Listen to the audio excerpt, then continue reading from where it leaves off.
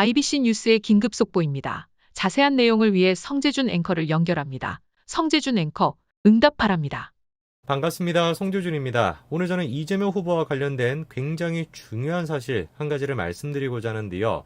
이 얘기가 지금 언론 보도가 나오고는 있습니다만 정말 꼼꼼하게 자세하게 살펴보지 않고서는 이해하기가 좀 어렵습니다. 결론부터 좀 말씀을 드릴까요?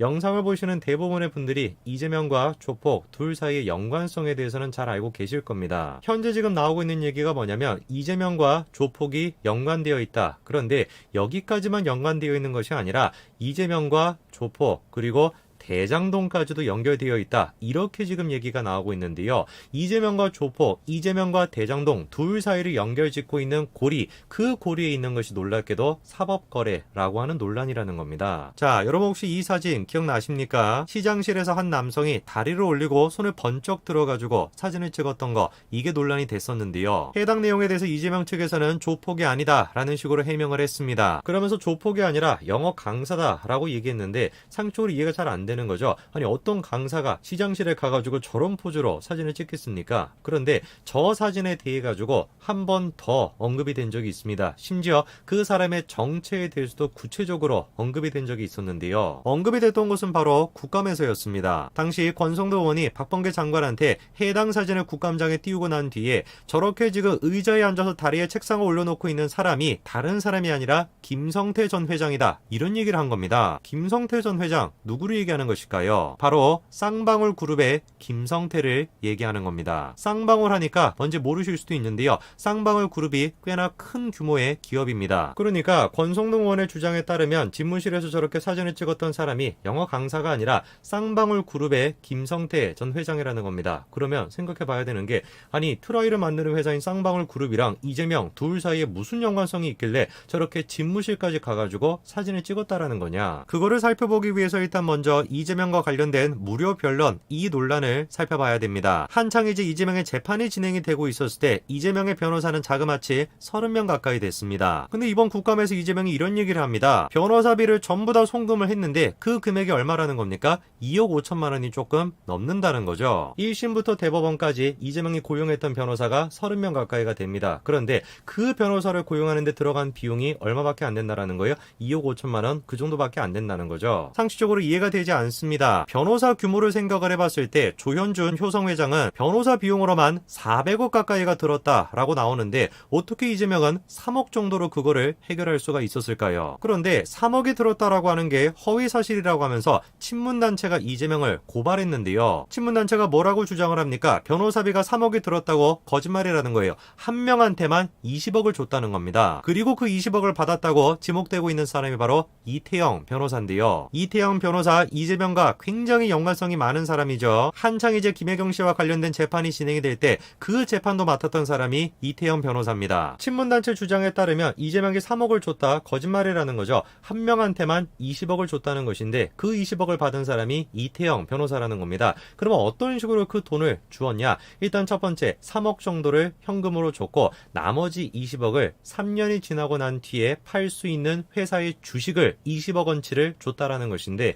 놀랍게도 그렇게 주식을 줬던 그 회사가 누구의 회사라는 겁니까? 이재명 집무실에서 발을 올리고 사진을 찍은 남성으로 지목이 됐었던 바로 쌍방울 그룹의 전 회장이었던 김성태 회장의 주식이라는 거죠. 사실상 그래서 이재명의 변호사비 20억이 주식의 형태로 전달이 된 것인데 그 주식을 발행한 회사가 누구의 회사라는 겁니까? 쌍방울의 전 회장인 김성태 씨의 회사였다라는 것이죠. 그러다 보니까 사실상 김성태라고 하는 사람이 이재명의 변호사비를 대신 내준 거 아니냐 이렇게 지금 이야기가 정리가 되는 겁니다. 해당 논란에 대해서 이재명 측에서는 어떤 식으로 해명을 했을까요? 이번 국감에서도 해당 내용이 질의가 됐습니다. 그리고 이재명은 변호사한테 직접 그 얘기를 들어봤는데 그 과정 자체가 허위사실 공표로 고발이 되어 있다는 거죠. 자기랑 쌍방울 자체가 아무런 연관성이 없는데 뭐하러 그 사람이 자기 변호사비를 대신해주냐 이겁니다. 정말 사실일까요? 이재명 측이 지금 주장을 하는 것처럼 쌍방울 회사와 이재명 둘 사이의 연관관계가 아무것도 없기 때문에 변호사비를 대신 내줄 일이 없다. 정말로 사실일까요? 우선 일단 첫 번째 이태영 변호사, 쌍방울의 계열사인 비비안의 사회이사를 맡았고요. 이재명의 1심부터 대법원까지 모든 재판의 변호인이었던 나승철 변호사는 쌍방울 계열사인 나노스의 사회이사였고, 이재명의 머리다라고 불리는 조계원 전 정책수석은 마찬가지로 나노스의 사회이사직을 맡았습니다. 그리고 이재명의 최측근이다라고 여겨지는 이화영 전 의원은 쌍방울의 사회이사직을 맡았었죠. 이런 식으로 이재명 측에서 쌍방울과 연관이 되어 있는 사람만 하더라도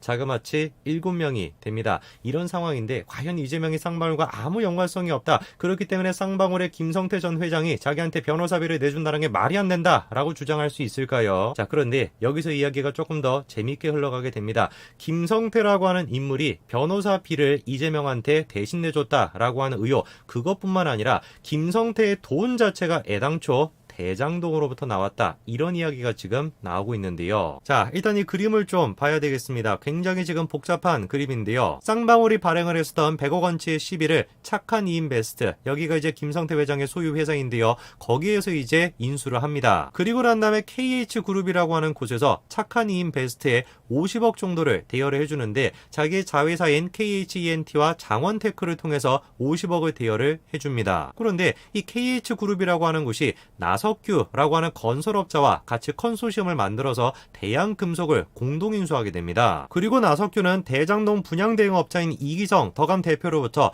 100억을 건네받은 인물입니다. 그리고 정약회계사의 녹취록에 따르면 그 나석규가 남욱 변호사한테 따로 10억을 줬고, 그 중에서 8억 3천만 원이 유동규한테 전달됐다, 이런 내용이 담겨 있죠. 그리고 이기성이 나석규한테 100억을 전달했는데 그 100억을 받은 곳이 누구라는 겁니까? 화천대유의 대주주인 김만배라는 것이죠. 그러니까 굉장히 지금 복잡한 이야기가 얽히고 설켜 있는 것인데, 간단하게 말씀드리면 어떻게 정리가 되는 겁니까? 김만배가 화천대유로부터 꺼냈던 100억, 그 100억의 돈이 쭉쭉쭉쭉 진행이 돼가지고 KH그룹이라는 곳으로 가게 되는 것이고, 그 KH그룹에서 김성태 회장으로 가게 되고, 그 김성태의 돈이 누구로 흘러가게 되었다? 이재명의 변호사비로 흘러가게 되었다, 이런 식으로 지금 친문 쪽에서 주장하고 있는 겁니다. 김만배로부터 시작해가지고 착한 이인베스트까지 전달되는 모든 과정 자체가 사실상 동시적으로 이루어졌던 것이죠. 그러면 좀 궁금해지는 겁니다. 김성태라고 하는 인물, 이 사람의 정체가 도대체 무엇일까? 그냥 연관되어 있는 수준이 아니라 조폭 출신이다 라는 것인데, 여기서 지금 얘기하고 있는 S사가 삼성을 얘기하는 것이 아니라 쌍방울을 얘기하는 것입니다. 이제 좀 이해가 되시겠죠? 이재명과 조폭 둘 사이의 연관성의 문제는 그냥 단순한 사생활의 문제가 아닙니다.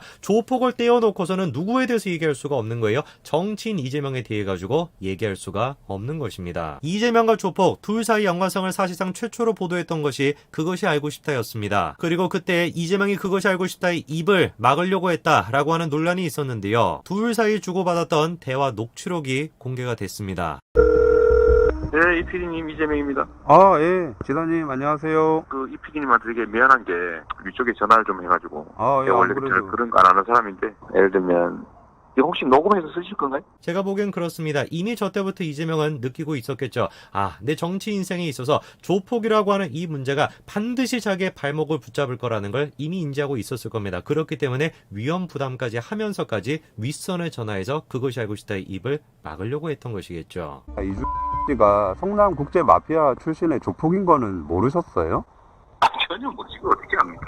하지만 오늘 영상을 통해서도 여러분들이 아시는 것처럼 진실의 입이라고 하는 것은 그렇게 쉽게 막을 수 있는 게 아닙니다. 언제나 진실은 드러나는 법이죠. 여기까지 말씀드리겠습니다. 감사합니다.